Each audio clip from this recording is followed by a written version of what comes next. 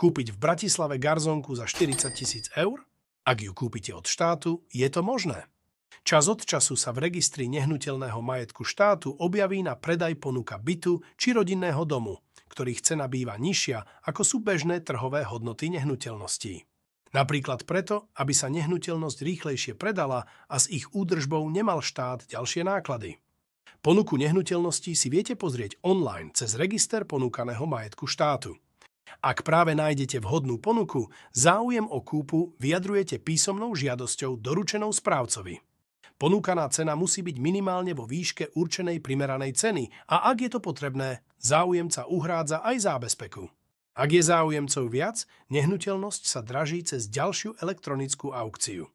Ak budete mať šťastie, môžete takto získať nehnuteľnosť za nižšiu cenu, ako by ste ju kupovali na trhu súkromne vlastnených nehnuteľností.